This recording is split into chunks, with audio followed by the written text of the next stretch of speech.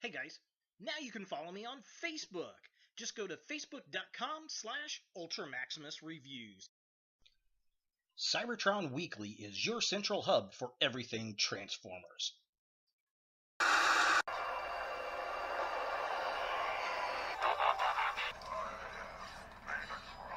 You're too tiny to be Megatron.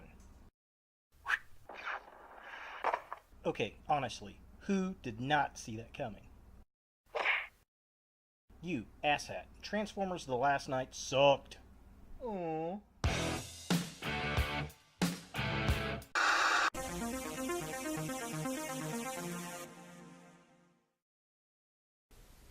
Hello YouTube, Ultra Maximus back with another toy review, and today we're taking a look at a Transformers The Last Night figure, and it's the Premier Edition Toys R Us exclusive Megatron. Now, I do apologize about my voice. I am still getting over a cold, so it's a little weak. Bear with me. I found this at my local Toys R Us, and it's really nothing more than a repaint and slight retool of the IDW Megatron from Transformers Generations. I passed on that figure initially. I don't know, there's something about it just didn't catch my attention, but the color scheme on this one really did, so I went ahead and picked it up. I'm glad I did. They only had 2 of them. So let's go ahead and take a look at the packaging. And here we have Megatron in packaging, and it's the same kind of packaging we've been getting for the Premier Edition figures. It says Transformers, Premier Edition. Get this little honeycomb pattern up there. I like the purple and the yellow.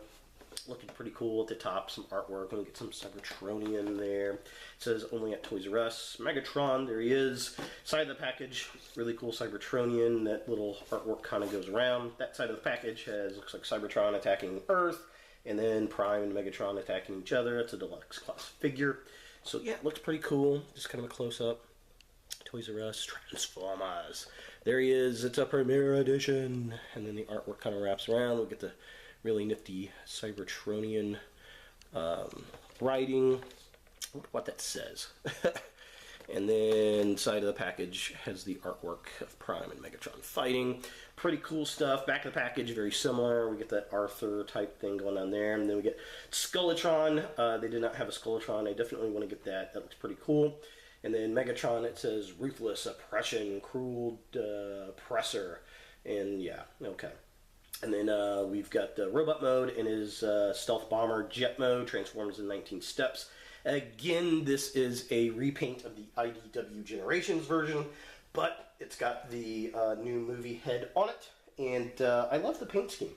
I think it looks really cool. So yeah, there it is. Back of the package. There's a write-up if you want to read it again. So yeah, and there's Skeletron, which looks really cool. Definitely want to pick that guy up. I was hoping they had him, but they did not. But that's okay. They had this guy. So let's go ahead and get Megatron out of package and see what we think. So here we have Megatron out of the packaging, and he's kind of small even for a deluxe figure. It's very compact. But I do like the design. I like the angled look on the figure. The color scheme is awesome.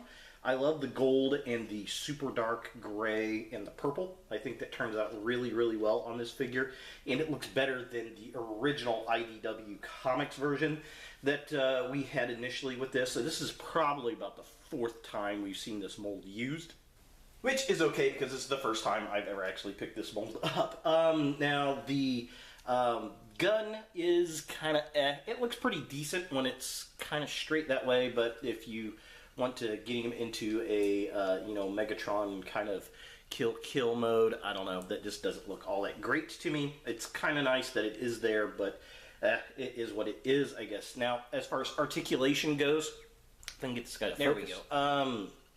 His head does have a ball joint, but it's so tight and on there, and it's so tiny that you're not going to get much movement out of it. He has nothing in the waist.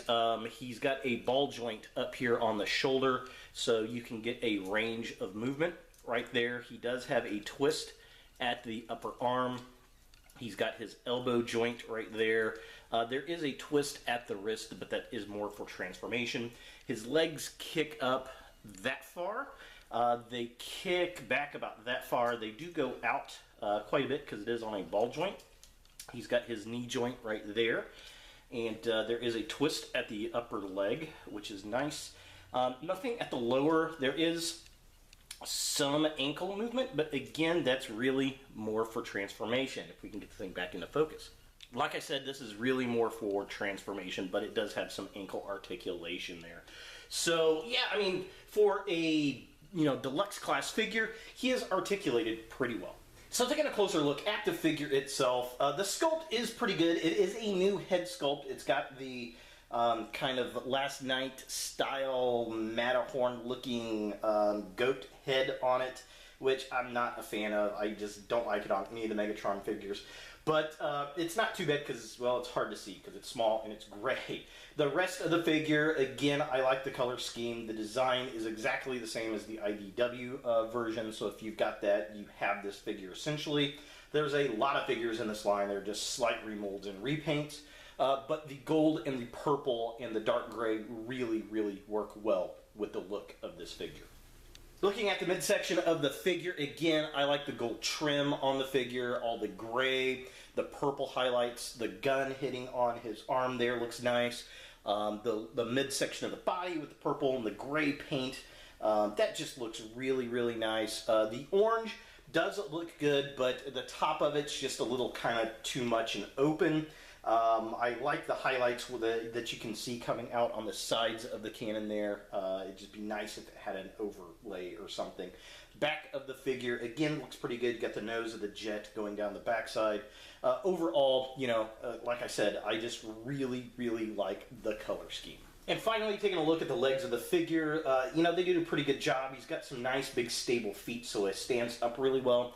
Again, the gold highlights, I really like going down the front of the shins. Looks good. I like the Cybertronian writing that's on the cannon, on the side of the cannon there. I think that looks good.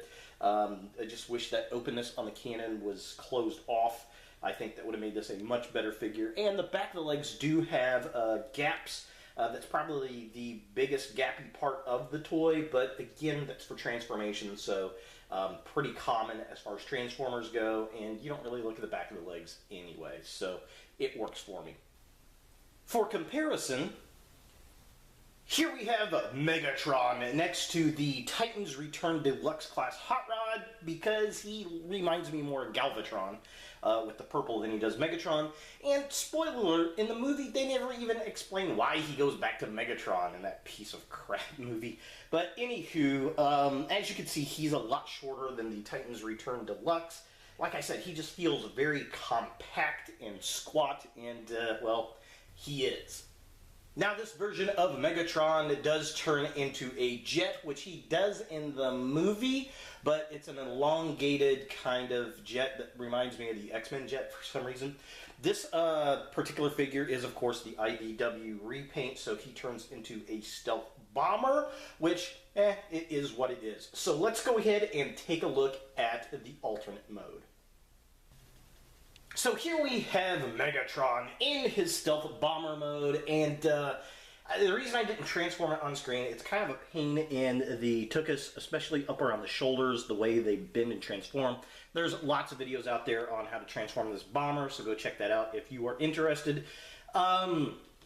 He basically folds up into this little piece right here, and then you clip on the wings. He's got a little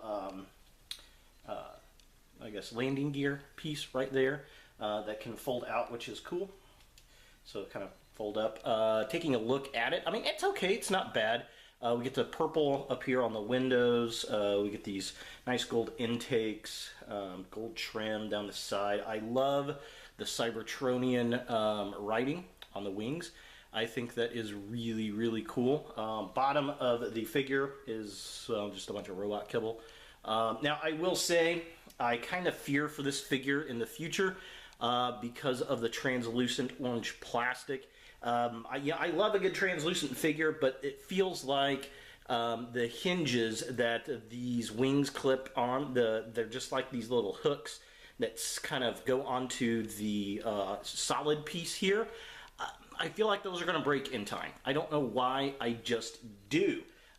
Which is a bit unfortunate. But overall, I really do like the look. I wish we had a Decepticon logo on there. I like the, like I said, I love the Cybertronian writing. I think that is really, really cool. But, overall, it's not a bad stealth bomber. It's not the best. It works for me. So is the Transformers The Last Knight Deluxe Megatron something that you want in your Transformers collection? Well, if you like the Toys R Us exclusive, this might be something that you want to pick up. If you missed the IDW mold and you're really wanting it, this is an easy way to pick it up. But other than that, I mean, unless you want to collect every single variation of this mold, I think this could be a very easy pass. Since I did not get the IDW version and I liked the paint scheme, this was a pretty easy pickup for me. Plus, I like the exclusive figures. So, out of all the Megatron figures I've seen thus far for this line, this is probably my favorite, and it's a repaint of an old figure. So that tells you how much I didn't like the movie. So there he is, Megatron from Transformers: The Last Knight, Toys R Us exclusive. Hey guys, thanks for watching. If you like this video, thumbs it up. If you hate this video, thumbs it down. To watch more Ultra Maximus, click on the links to the right. Don't forget to subscribe and share, like us on Facebook, and look for more videos in the future.